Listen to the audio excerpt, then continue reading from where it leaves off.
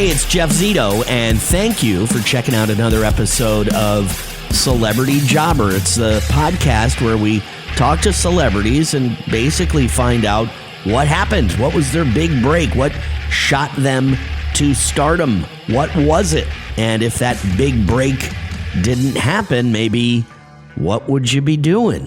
What was your first job? You know, if that big break never happened to some people, who knows? They could have been in a completely different profession, and instead of being a big star on TV or a rock star, musician, comedian, they might be selling insurance somewhere or have an upholstery business. My guest this week is Turtle from one of the greatest shows ever on HBO, Entourage.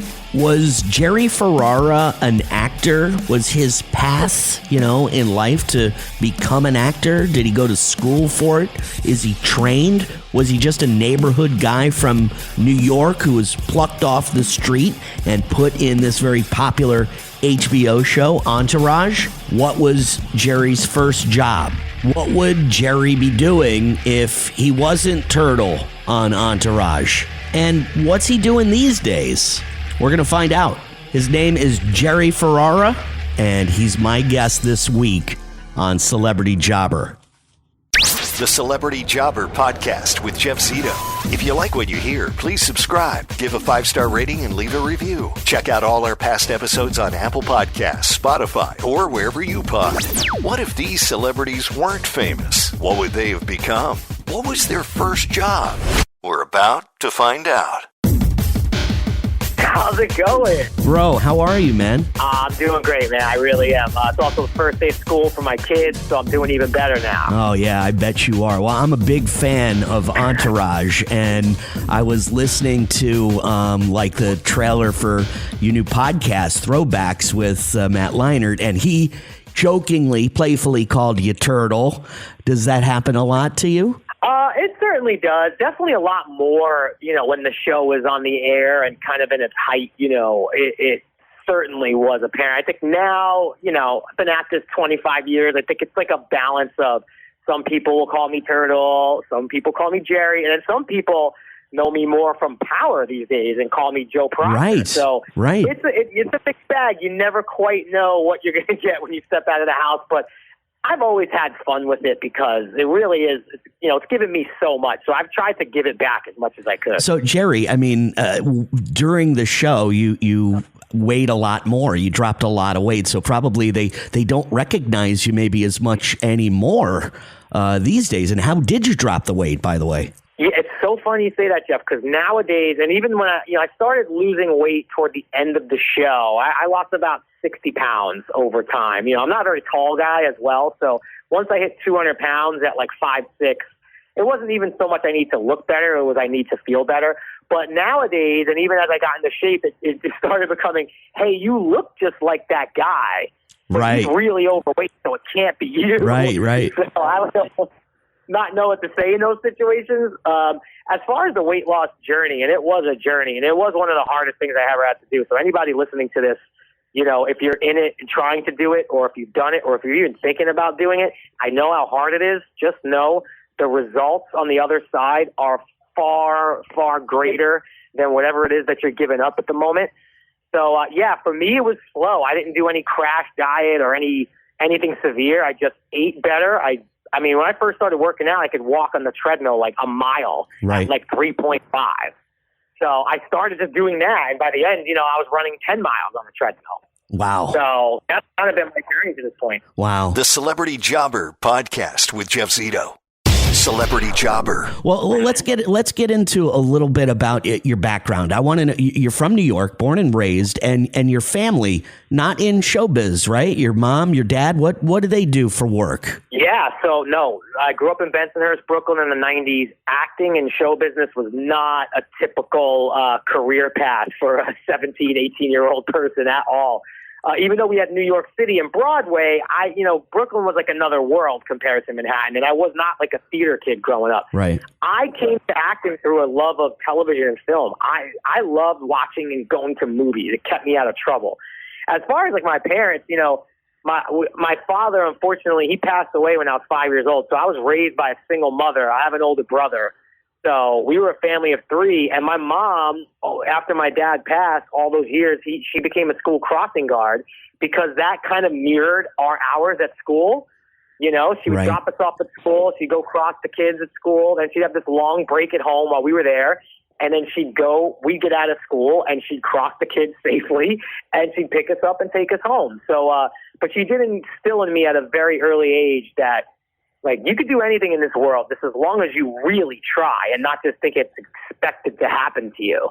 And I believed her. Jerry, it sounds so cliche, you know, like you can do anything you want as long as you put your mind to it. But it is so true, isn't it, man?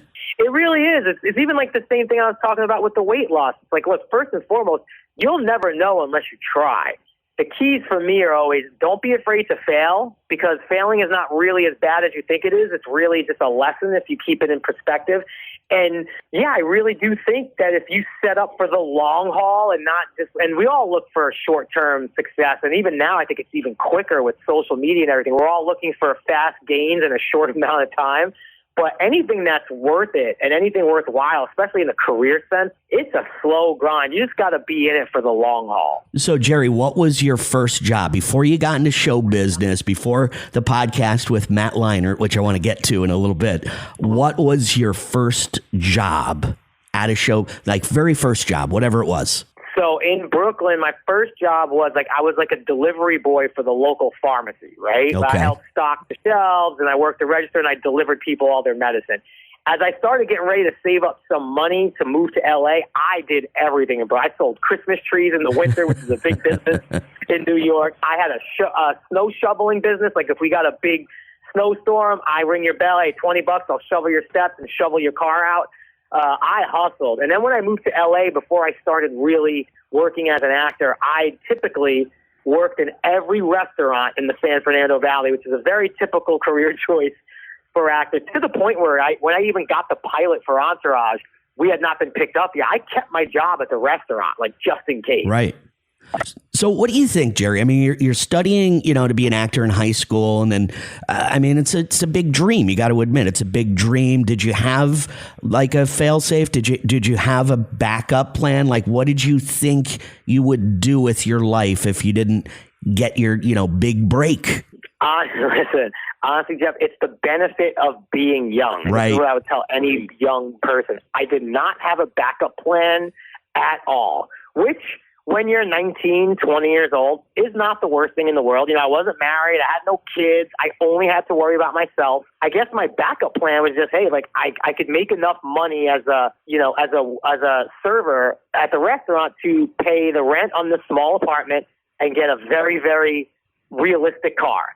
That's as far as I was able to think at that point. I know I mentioned like long-term goals. I do think long-term with career, but just as far as like finances and where I want to be in 20 years, I don't really ever think like that. I didn't have a backup plan, if I'm being honest. Wow. I'm not advising anyone to not have one, but I dropped out of college.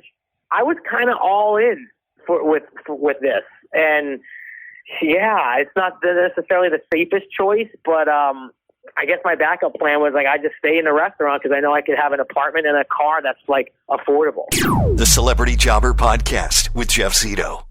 The Celebrity Jobber Podcast with Jeff Zito. Well, like you just said, though, it's like it's the advantages of being young. You know, you're all in, and Right. that's how you do it. What about? I mean, I would imagine when asking you what was it that changed your life forever, your big break, if you will, I would have to say it would be Entourage. But maybe there was something before that kind of changed for you. Was there something that got you to, you know, your life changed because of some situation or circumstance?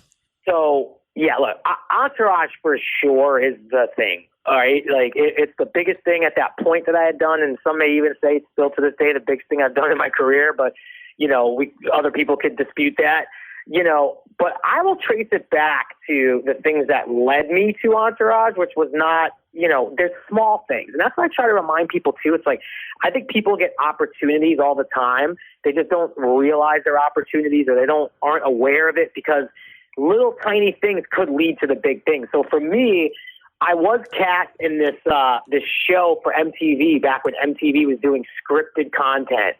and the show didn't get picked up. So that's it. Like, usually when that happens, you go back to the restaurant and you start again. Right. I had remained friends with the people who were cast, and more importantly, with the writer-director of that show. It was actually a great cast, too. Max Greenfield from New Girl and The Neighborhood. James Badell has been in, like, hundreds of movies. Great cast. And the writer-director didn't want to let it die. So he decided to take that 30-minute show and make it into a 90-minute independent film, and he raised some money, and we all went back to New York and shot it.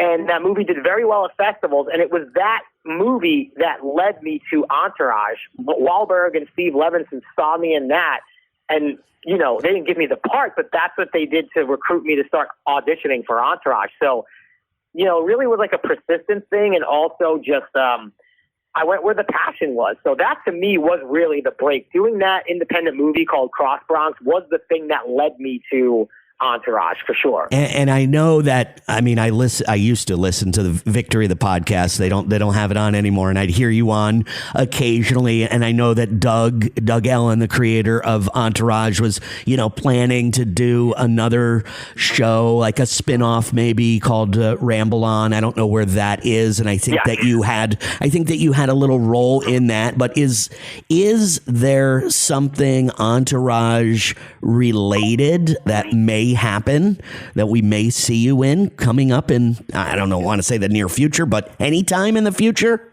I'm one of those Entourage fans that don't want to let it go. Yeah, Victory, the podcast, is great, was great. I don't know if they're ever going to bring that back.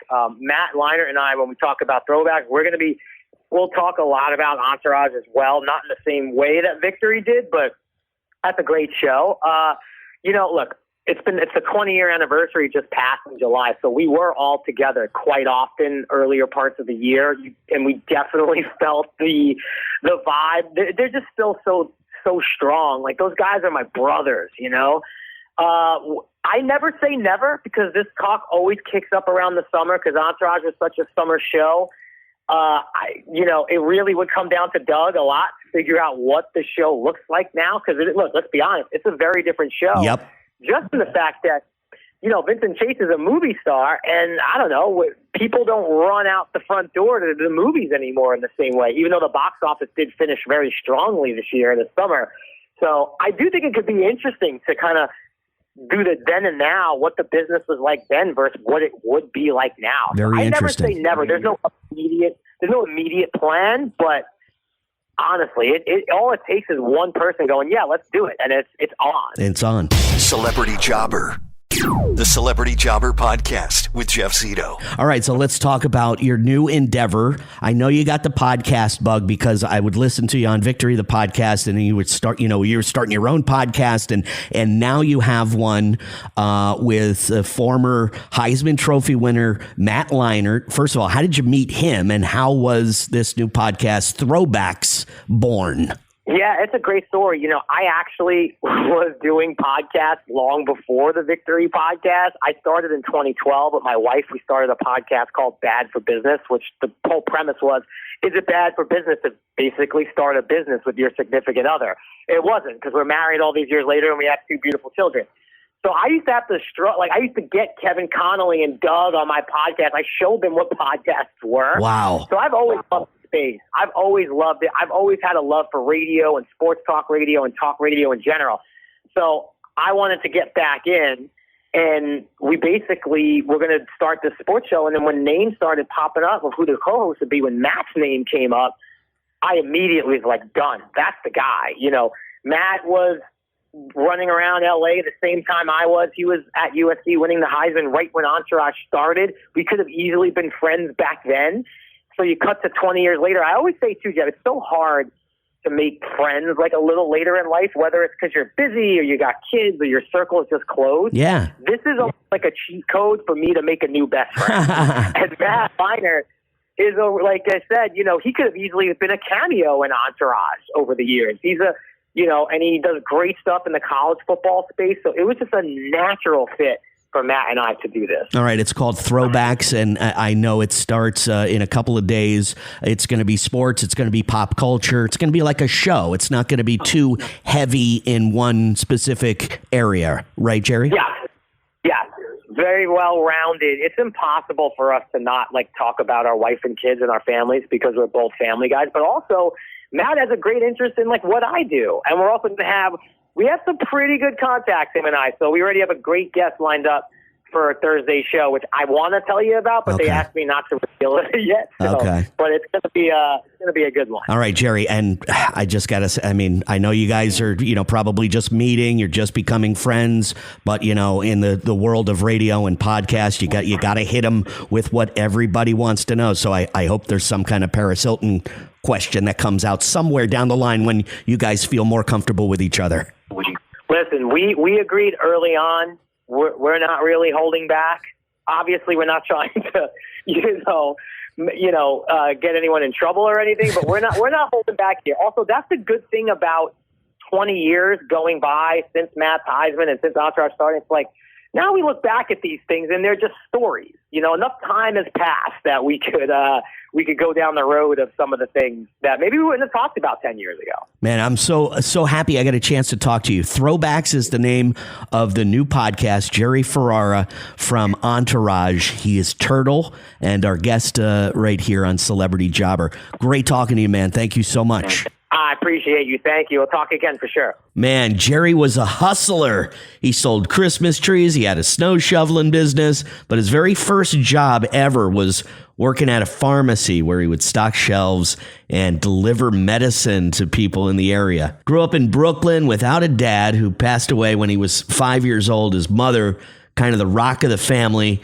She was a school crossing guard, so her day kind of lined up with the kids' day, and she could be with the kids, and it really, really great story. When I asked Jerry what his backup plan was, he said pretty much the convenience, of being young, You're not thinking of a backup plan. You're not thinking about the rest of your life. You're not thinking about saving money and having a family. You're not thinking about anything smart when you're young. So when, you are that age chasing a dream, it's pretty cool because you're all in and there is no backup plan. And that's where Jerry was. But he said, probably if it didn't work out, he'd just go back to working in the restaurants, being a waiter, making money, figuring it out, pay his bills, pay his rent. So a really cool part of the interview where, I ask what your big break is. And, a lot of people, it's obvious. And for Jerry, I would say Entourage, becoming Turtle in one of the greatest shows ever on HBO, my favorite TV show, next to Seinfeld, Entourage. And I would imagine getting the role of Turtle on Entourage, Jerry's big break. And he says, yes, he agrees. But he also kind of rewinds a little bit. And he goes, look, I kind of was cast for this show on MTV when they were doing scripted television back in the early 2000s. And it didn't work out, but the writer/director didn't want to let it go. So they made that show that they shot the pilot for MTV. They made it into an independent film, a 90-minute independent film. It did well in the film festivals, and that's where Mark Wahlberg and his partner, who came up with Entourage, saw Turtle, saw Jerry in the movie, and recruited him and told him to try out for Entourage, and there you go. I thought that was a really cool story. I had no idea. Don't forget, you can check out Jerry's new podcast with Matt Leinart, former USC quarterback, former Heisman Trophy winner. It's called Throwbacks. That's available wherever you listen to podcasts. And of course, this podcast. Thank you so much for listening to Celebrity Jobber. And yes, you can stream on Apple Podcasts, Spotify, or wherever you listen to podcasts. Please subscribe. Would love a 5-star rating, and please leave a review. Check out past episodes up on CelebrityJobber.com. You can follow on Instagram, CelebrityJobber_podcast, or YouTube.com/@CelebrityJobber. So if Jerry didn't make it in acting, not sure he would be a waiter. Who knows? I think Jerry has a lot of hustle in him. He would have probably been successful doing whatever he was doing. So that'll do it for this week's episode. Thank you so much for listening. And until next week, I'm Jeff Zito.